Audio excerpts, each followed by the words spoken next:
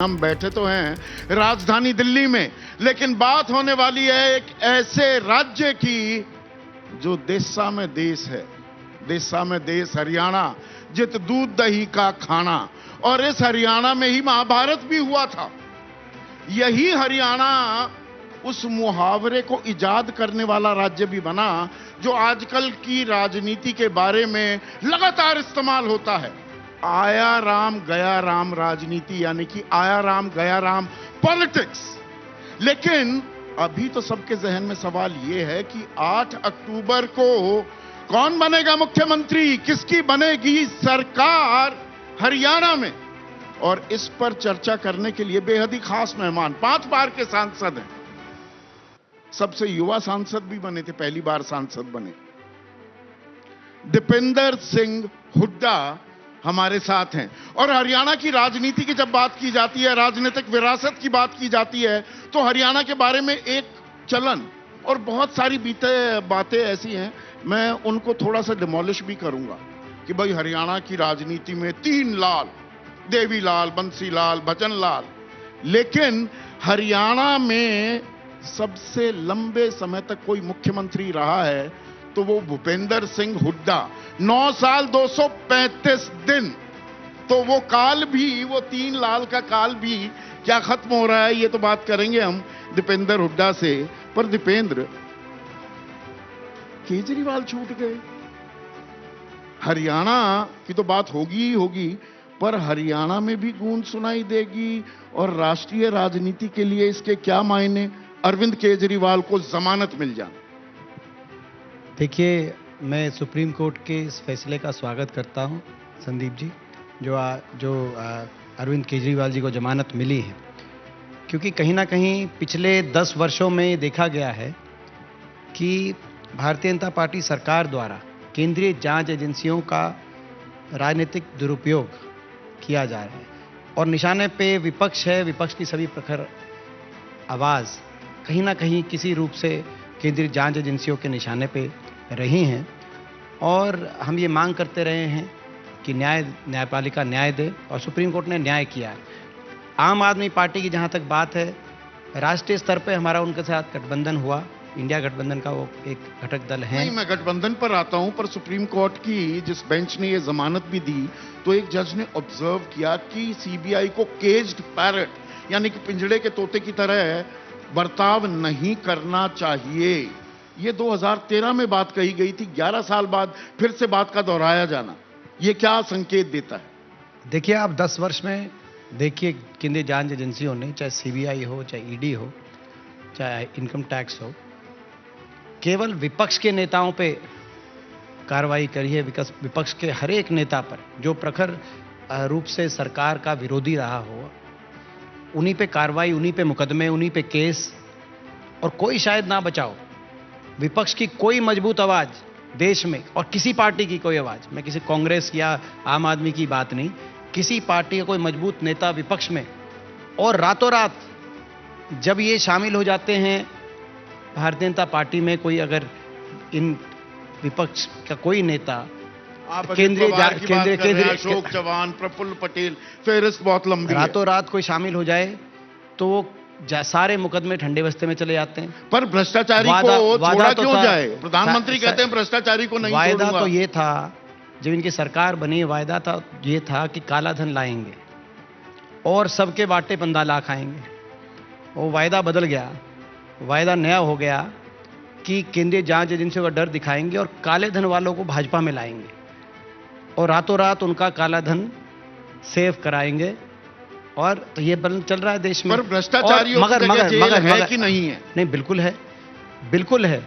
लेकिन आपने देखा जो ये जिस तरीके से दुरुपयोग किया गया, जो मैंने आपको उदाहरण दिया, कोई नेता, आप बंगाल में जाएं तो ममता जी और उनके पार्टी पे मुकदमे, आप बिहार में जाएं, लालू प्रसाद जी और उनके पार्टी पे मुकदमे, आप कांग्रेस पार्टी देखिए, हमारे शीर्ष नेतृत्व से लेकर प्रदेश के जितने भी हमारे नेता हैं, विपक्ष में जो भी मजबूत नेता हैं, वो जो इनको मजबूत दिखता है उन्हीं पे मुकदमे। आप बंगाल और बिहार चले गए, हरियाणा आए तो अगर ईमार को जमीन आवंटन में भूपेंद्र सिंह हुड्डा मुख्यमंत्री रहते हुए अनड्यू फेवर करते हैं और उसमें गड़बड़ झाला करते हैं, तो ईडी तो छापेमारी कर रही है ना, अभी भी जमीन जब्त की जा रही है। जानकारी शायद सही नहीं है। इस मामले में तो कोई नाम है ही नहीं हुड्डा साहब को जो आपने नाम लिया। नहीं, पर वो मुख्यमंत्री थे। इस जमीन घोटाले की जो जांच ईडी कर रही है वो उनके कार्यकाल में हुआ। उनके कार्यकाल में हुई होगी। हाँ। लेकिन जो जांच एजेंसी ने जिसने इसमें कार्रवाई करी है उसमें कोई उस समय के मुख्यमंत्री का नाम भी नहीं है। जो आप इस टाइमिंग पर सवाल उठते हैं क्या कि चुनाव से पहले सक्रिय था? लेकिन इसमें कोई दो राय नहीं कि 10 वर्ष से ये हरियाणा में भी हमको निशाने पे रखा है, इन्होंने हुड्डा साहब को निशाने पे रखा है। लेकिन 10 साल के बाद भी कहीं एक भी किसी मामले में चार्जेस फ्रेम अभी तक नहीं हुए, किसी एक मामले में भी। केवल आरोप लगाना, जांच एजेंसियां इनकी थी, सरकार इनकी थी 10 साल तक, आरोप लगाना केवल। तो कहीं ना कहीं इसको इस दृष्टि से देखा जाएगा कि ये विपक्ष को निशाने पे लेते हैं। केजरीवाल जी को जेल में, हेमंत सोरेन जी को जेल में, 2 मुख्यमंत्रियों को जेल में डालने का काम इन्होंने किया। और जो कोई अजीत पवार जैसे आपने उदाहरण दिया, मैं किसी का नाम नहीं लेना चाहता, जो कोई इनसे हाथ मिला ले रातों रात, जैसे मैंने कहा कि भाई वायदा तो ये था, नहीं, बीजेपी के साथ हाथ मिलाने से 3 दिन पहले प्रधानमंत्री ने ही एक सार्वजनिक सभा में कहा कि एनसीपी का मतलब नेचुरली करप्ट पार्टी 70,000 करोड़ का घोटाला किया है। तो फिर ये तो पब्लिक नॉलेज है। तो फिर आप पूछिए, और रातों रात कैसे बदल गए। और हरियाणा में मैं उदाहरण देना चाहता हूं, कई हरियाणा में भी ऐसे उदाहरण हैं। दुष्यंत चौटाला का आप उदाहरण देखिए, जो उनके पार्टी और परिवार पे मुकदमे चल रहे थे, उनका क्या हुआ जब इन्होंने हाथ मिलाया। उससे पहले तो करप्ट दिखते थे। कुलदीप बिश्नोई जी का क्या हुआ, रातों रात राज्यसभा में जब वोट डाली, उससे पहले तो जो है विदेशों में बड़ी बड़ी इनकी हजारों करोड़ की संपत्ति पकड़ी गई है। बात भाजपा के नेता और भाजपा की जांच एजेंसियां कहती थी कि विदेशों में काला धन पकड़ा गया, इनकी हजारों करोड़ की संपत्तियां पकड़ी गई। नवीन जिंदल को लेकर कोयला घोटाले में सबसे बड़ा घोटाला नवीन जिंदल ने किया। 2 दिन बाद ही बीजेपी ज्वाइन करने के सांसदी का टिकट मिल गया। तो अब मैं हरियाणा में उदाहरण देखिए, तो वही मैंने जैसे कहा कि नारा था कि काला धन लाएंगे विदेशों से और सबके बाटे 15 लाख आएंगे, और नारा बदल गया, काले धन वालों को भाजपा ज्वाइन कराएंगे ईडी सीबीआई का डर देख के। और जो ईमानदारी से अपनी विपक्ष में इनके आवाज उठा रहा था, वो लोग आज टिके रहे 10 साल, और लोगों को एक बात समझ में आ गई। आज देश में जो बदलाव की तरफ देश ने कदम बढ़ाया है, निश्चित तौर से हरियाणा ने कदम बढ़ाया है, तो देशवासी समझ गए कि ये जो सारा खेल कर रही है भारतीय जनता पार्टी, ये इनका एजेंडा तो खेल कुछ और का है। पर्दाफाश हो रहा है। आप दावा ये कर रहे हैं जो ईमानदार राजनीति कर रहे हैं छूट रहे हैं, तो मतलब अरविंद केजरीवाल ईमानदार राजनीति कर रहे हैं, पर आपने उनके साथ खेल कर दिया। 1 हफ्ते तक उलझाए रखा। राहुल गांधी भी चाह रहे थे कि भाई कोई समझौता होना चाहिए, पल्ले हाथ कुछ लगा नहीं, और अपने बागी भी उधर ना जा पाए वो भी इंश्योर कर दिया। बहुत तगड़ी राजनीति, बहुत बढ़िया राजनीतिक बिसात बिछाई। ये राजनीति उतनी तगड़ी नहीं, इतना विश्लेषण है। हम जो है हमारी बड़ी स्पष्ट राजनीति रहती है, लेकिन आप लोग विश्लेषण ऐसे करके दिखाते हैं कि जैसे हमने, देखिए मैं आम आदमी पार्टी का बताऊं, राष्ट्रीय स्तर पर हमारा गठबंधन हुआ लोकसभा चुनाव में। हरियाणा में इनका कोई जनाधार नहीं।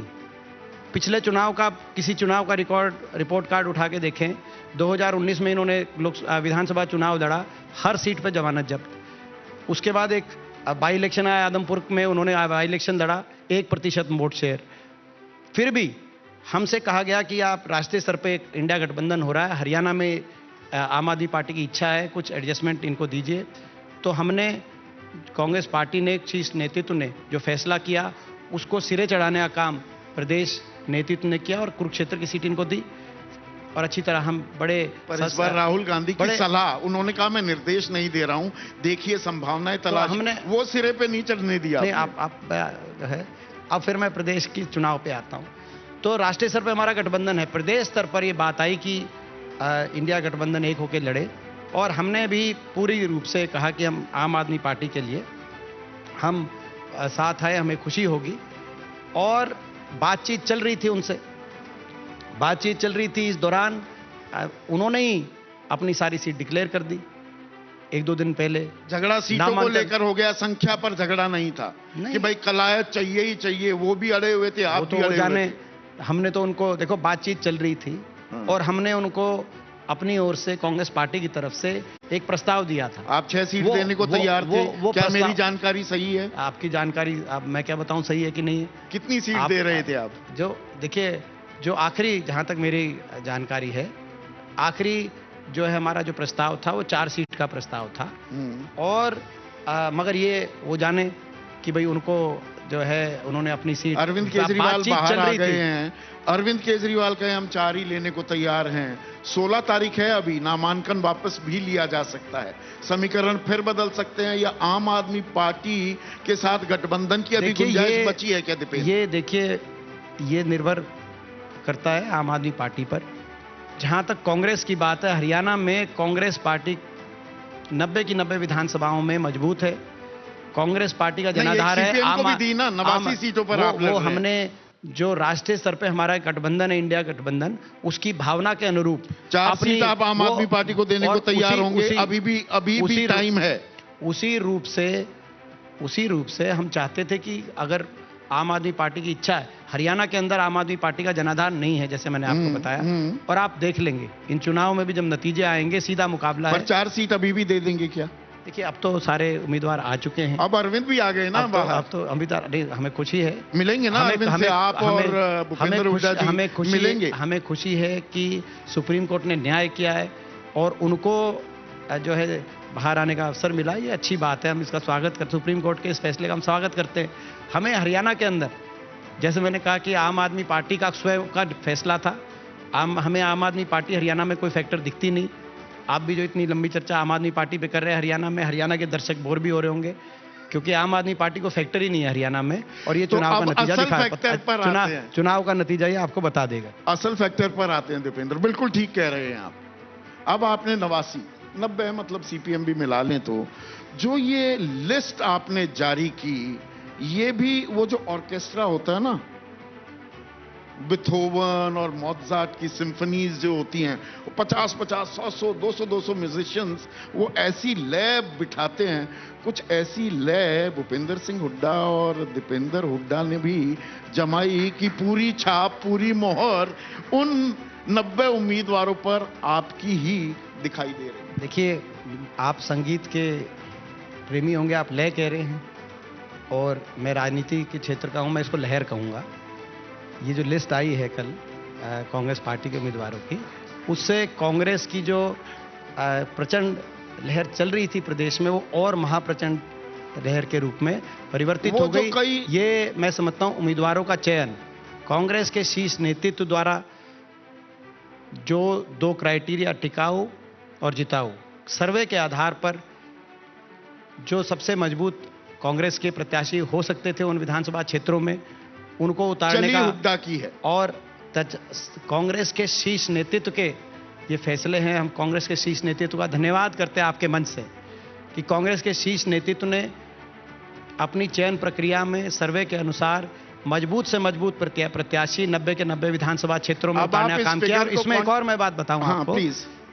इसमें लिस्ट में एक और खास बात आपने देखा होगा कि गैर राजनीतिक पृष्ठभूमि से आने वाले कांग्रेस के युवा चेहरों को, 36 बिरादरी के युवा चेहरों को, अब आप देखिए, कल मैं नामांकन का कल दिन था आखिरी, तो हुड्डा साहब का नामांकन भरने के बाद मैं गया जुलाना में, वहाँ पे विनेश फोगाट 30 साल की, उनका नामांकन।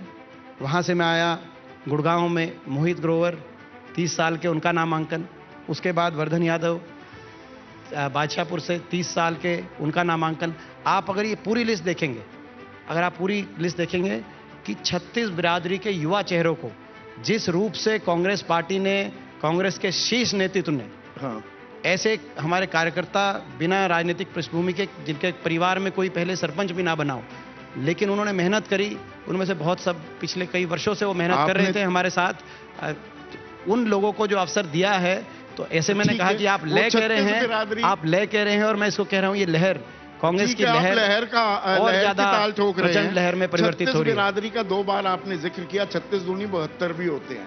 90 में से कह रहे हैं 72 तो भूपेंद्र सिंह हुड्डा के आदमी खड़े हो गए।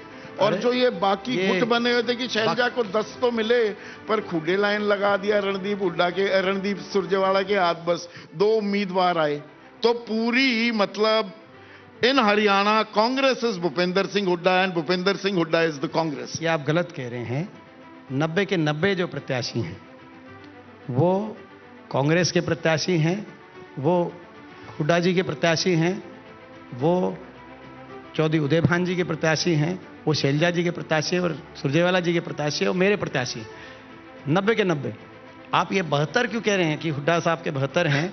आप जो बाकी प्रत्याशी हैं, आप कौन से आकलन कर रहे हैं मुझे पता नहीं। आकलन मैं क्या कर रहा हूं, वो जो सामने दिखता है मैं वो बोल रहा हूं। कुमारी शैलजा अभी सिरसा से लोकसभा सांसद चुन के आई, वो बोली मैं विधायकी का चुनाव लड़ना चाहती हूं। रणदीप सुरजेवाला 2 उपचुनाव भी हार गए, वो अलग बात है। विधायकी का राज्यसभा में वो कह रहे मैं फिर विधायक लड़ने को तैयार हूं। फिर आप भी कूद गए, राज्यसभा में थे, वहां से लोकसभा में आए, अब विधायक बनने के लिए आप तैयार हो गए। तो ये अनायास तो नहीं हो रहे थे। बाकियों के बारे में तो आप उनसे पूछना, और मेरे बारे में आपको किसने जानकारी दी मुझे पता नहीं। मैं तो अपनी जानकारी दे सकता हूं। लोगों ने 3 महीने पहले प्रचंड बहुमत से देश में विपक्ष की दूसरी बड़ी जीत, रायबरेली में राहुल जी के बाद दूसरी बड़ी जीत, 65% वोट मेरे पक्ष में देकर रोहतक लोकसभा क्षेत्र से मुझे सांसद के रूप में चुन के दिल्ली भेजा। हरियाणा जैसे छोटे प्रदेश से देश की दूसरी बड़ी जीत होना मेरे लिए गौरव की बात है। और मेरे को एक जिम्मेदारी दी है लोकसभा सांसद के रूप में, और उस जिम्मेदारी के लिए और लोगों के भरोसे को कायम रखने के लिए मैं अपनी तरफ से प्रयास करूंगा। मेरे बारे में ये जानकारी कि मैं विधायक बनना चाह रहा हूं, अभी हुड्डा साहब चुनाव लड़ रहे हैं, हुड्डा साहब के नेतृत्व में चौधरी उदय भान जी की अध्यक्षता में हम ये चुनाव लड़ रहे हैं, तो उसमें ये जानकारी आपको तो आपका विश्लेषण जो है वो हरियाणा की राजनीति से फास्ट चल रहा है, मुझे ऐसा लग रहा है। ऐसा लग रहा है 2005 की बात याद है। पूर्वानुमान आपका दिखाई दे रहा है मुझे 2005 में, और उस पर मैं आऊंगा। आपने पहली बार चुनाव लड़ा था, आप अमेरिका से आए थे, तब हमारी पहली मुलाकात भी हुई थी, 19 साल पुरानी बात है। पर उस साल की शुरुआत में कांग्रेस जीती, भजन लाल का नेतृत्व था, पर मुख्यमंत्री पद मिल गया भूपेंद्र सिंह हुड्डा को। हरियाणा में कांग्रेस की जीत ऐसी लोग जिनका अपना अपना इंटरेस्ट होता है वो अलग अलग तरीके से पोर्ट्रे करते हैं उस पोजीशन को। आप देखिए भजन लाल जी के नेतृत्व में 91 से 96 तक सरकार चली कांग्रेस की, और कांग्रेस का उसके बाद 96 में सुपड़ा साहब हरियाणा से, और कांग्रेस तीसरे नंबर पे आ गई थी जब बंसीलाल जी की सरकार बनी, नेता विपक्ष चौटाला साहब बने।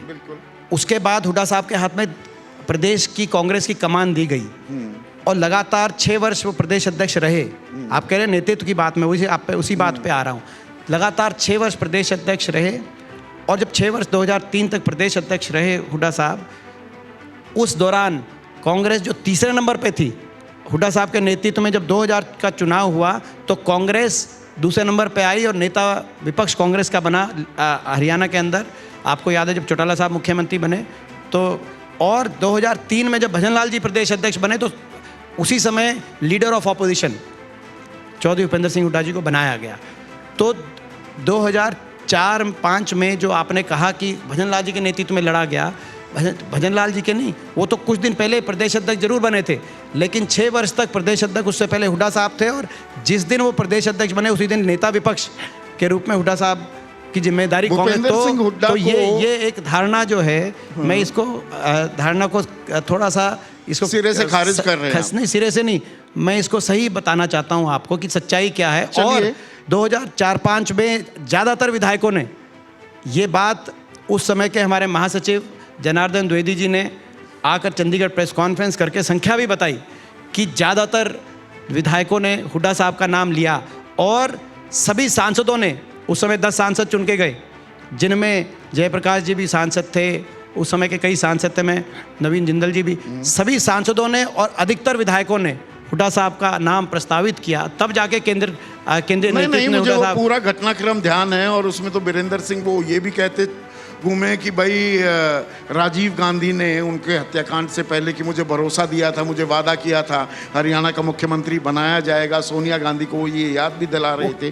पर मैं इस कड़ी में ये सवाल मैंने जानबूझकर उठाया था दीपेंद्र, क्या भूपेंद्र सिंह हुड्डा को हरियाणा में और कांग्रेस का वर्चस्व जो बनाया उन्होंने, ड्यू क्रेडिट नहीं मिलता है क्या? 2019 के चुनाव, अब मैं याद करूंगा, 2019 के चुनाव में चुनाव से ठीक 1 महीने पहले ही कमान सौंपी गई भूपेंद्र सिंह हुड्डा को। वो पहले तैयारी होती तो वो 30 सीट की जगह वो 40 भी हो सकती थी, बीजेपी भी 40 ही ले पाई, अपने दम पर सरकार नहीं बनी थी।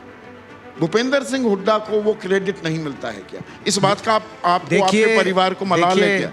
पुरानी क्या बात रही, मैं उससे आगे बढ़ते हुए 2019 की गलत जानकारी तो नहीं दे रहा, मैं वर्तमान स्थिति की बात करना चाहता हूं। हम धन्यवाद करते हैं, मैं हरियाणा के कांग्रेस कार्यकर्ता के रूप में मैं धन्यवाद करता हूं हमारे शीर्ष नेतृत्व का, केंद्रीय नेतृत्व का। मैं धन्यवाद करता हूं राहुल जी का, मैं धन्यवाद करता हूं विशेष तौर से राहुल जी का, खड़गे जी का, सोनिया जी का, कि आज से 2 साल पहले जब हरियाणा में कांग्रेस पार्टी के ऊपर एक संकट के बादल मंडरा रहे थे, ऐसा दिखाई दे रहा था जब पंजाब में आम आदमी पार्टी की सरकार जीती थी और उत्तर प्रदेश में भाजपा की सरकार बनी थी, हमारे 2 पड़ोसी राज्यों में, और बहुत से कांग्रेस के नेता अलग अलग पार्टियों की तरफ जा रहे थे।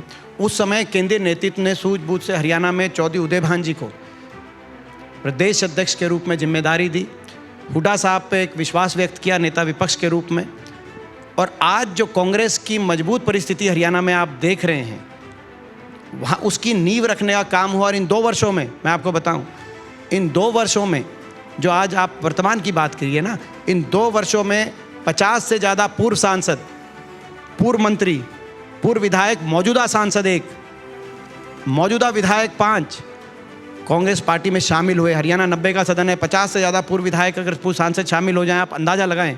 और ना सिर्फ ये मैं धन्यवाद करता हूं केंद्रीय नेतृत्व का कि उन्होंने जो ये हरियाणा में संगठनात्मक रूप से जो फैसले किए और एक दूरदर्शिता की सोच दिखाई, इसी के कारण, केंद्रीय नेतृत्व की इस दूरदर्शिता की सोच के कारण जब लोकसभा चुनाव हुआ, लोकसभा चुनाव में 28 राज्य हमारे हरियाणा प्रदेश, छोटा सा प्रदेश है, दिल्ली के 3 तरफ बसा हुआ प्रदेश है, 28 राज्यों में पूरे देश में अगर विपक्ष का सबसे अच्छा प्रदर्शन 28 राज्यों में इंडिया गठबंधन या विपक्ष का, तो वो तमिलनाडु के स्टालिन के नेतृत्व में, तमिलनाडु में नहीं, वो कर्नाटक में नहीं, केरल में नहीं, तेलंगाना में जहां हमारी सरकारें हैं वहां नहीं, दक्षिण में जो दक्षिण बनाम उत्तर की बात की जाती थी, किसी दक्षिण के राज्य में नहीं, 28 प्रदेशों में 47.6% सबसे ज़्यादा विपक्ष की कहीं वोट आई, तो हरियाणा दिल्ली के 3 तरफ बसे हरियाणा प्रदेश के अंदर आई और सबसे ज़्यादा वोट भी आई। हाँ। और कांग्रेस के वोट में सबसे ज़्यादा वृद्धि 2019 के मुकाबले, जो आप 19 की बात बार बार कर रहे हैं, 2019 के मुकाबले 20% वोटों में इजाफा इस लोकसभा चुनाव में 3 महीने पहले। हाँ। आप 19 पे जाए जा रहे हैं, मैं 3 महीने पहले जाना चाह रहा हूं। तो कांग्रेस सबसे ज्यादा, आपने वो आंकड़े समेत कहा, सबसे ज्यादा वोट शेयर विपक्ष का, सबसे ज्यादा वोट शेयर हरियाणा में, देश में। हाँ। और सबसे ज्यादा कांग्रेस के वोट शेयर में इजाफा 2019 के लोकसभा के चुनाव के मुकाबले 20% जंप। 20% में तो नई पार्टियां बन जाती हैं संदीप जी, और यहाँ 20% जंप हुआ हरियाणा में कांग्रेस के वोट शेयर में। मान लिया आपकी बात, और भाजपा से कांग्रेस मजबूत हुई, पर कांग्रेस मजबूत होते होते भूपेंद्र सिंह हुड्डा भी बहुत मजबूत हो गए। आपने कई जो नाम गिनवाए सांसद विधायक जो आए हैं, बहुतों को निपटा भी तो दिया। अशोक तंवर को बाहर कर दिया, कुलदीप बिश्नोई पहले चले गए थे, अब किरण चौधरी भी चली गई, तो रास्ता बिल्कुल साफ, खूंटा गाड़ दिया आपने अपना। देखिए मैं कोई अगर एक आधा कोई अगर कांग्रेस पार्टी में आपने पिछले ये 10 वर्षों में बताया कि 2-3 उदाहरण जो कांग्रेस पार्टी छोड़ के कोई इधर उधर कोई गया है, तो मैंने आपको बताया कितने शामिल हुए हैं, कितने आए हैं। और कई तो ऐसे थे जो गए थे, वो 10 साल के बाद वापस आ गए, ऐसे भी तो हैं। चौधरी बीरेंद्र सिंह जी भी गए थे। हाँ। परसों उनके नामांकन में हुड्डा साहब ब्रजेंद्र सिंह के नामांकन पहुंचाना गए। हाँ। आपने देखा? बिल्कुल। मौजूदा सांसद थे भाजपा से, वो छोड़ के वापस आए। तो मैं समझता हूं कि जाने वालों की संख्या नगण्य है, और वो भी गया राम तो खैर हमारा नगण्य है, राजनीति का एक शक्ल भी है हरियाणा में। मैं पिछले 2 वर्षों की बात कर रहा हूँ। 2 सालों में आप ट्रेंड देख सकते हैं, 2 सालों में, पिछले 2 वर्षों में कांग्रेस के छोड़ने वाले की आपको संख्या नहीं मिलेगी पिछले 2 वर्षों में। हरियाणा में 1 वे ट्रैफिक दिखाई देगा इन 2 वर्षों में। तो अब उस 10 साल पहले कौन गया था? आने वालों में दीपेंद्र वो पहलवान भी आ गए। हरियाणा में कह रहे हैं इस बार 3 बड़े मुद्दे होंगे, पहलवान, जवान और किसान, ये 3 बड़े मुद्दे होने वाले हैं। तो ये विनेश फोगाट, बजरंग पूनिया आ गए। सत्ता पक्ष यानी कि बीजेपी आरोप ये लगाती है किसान आंदोलन आपने प्रायोजित करवाया, ये लड़कियों से वहाँ जंतर मंतर पर धरना प्रदर्शन दीपेंद्र सिंह हुड्डा के मन की पैदाइश थी, दिमाग की एक राजनीतिक चाल थी। इनका इस्तेमाल किया, अब फायदा उठाने के लिए फसल तैयार कर रहे हैं। देखिए, पहली बात तो 4 मुद्दे हैं, आपने जो बोला उसमें मैं एक और जोड़ता हूँ। पहलवान भी है, जवान भी है, किसान भी है और संविधान भी है। हरियाणा में संविधान भी मुद्दा है, बड़ा मुद्दा है, और वो भी आप प्रश्न पूछेंगे तो मैं जवाब मैं अभी आऊंगा, उसमें भी समीकरण बन रहे हैं। बाबा साहब के संविधान पर अगर आक्रमण कहीं किया गया है तो हरियाणा में भाजपा द्वारा किया गया, देश में भी। अब मैं उस पर आता हूँ, कौन आरोप लगा रहा है ये? ब्रजभूषण शरण सिंह लगा रहे, मनोहर लाल खट्टर, अनिल विज, जेपी नड्डा, बहुत लंबी फेहरिस्त, अनुराग ठाकुर आपके मित्र। मैं आपने कहा ब्रजभूषण शरण आरोप लगा रहे, मैं किसी स्तर के व्यक्ति के आरोपों का जवाब दूं। जो व्यक्ति महिला शोषण जैसे घिनौने अपराध के आरोपी हों, जिन पे स्वयं सुप्रीम कोर्ट ने एफआईआर निर्देशित करके दर्ज कराई हो, जिन पे दिल्ली के न्यायपालिका ने चार्जेस फ्रेम किए हों, 6 हमारी बेटियों के यौन शोषण के चार्जेस फ्रेम हों, ऐसे व्यक्ति की बात का आप प्रश्न मेरे से पूछ रहे हैं। मनोहर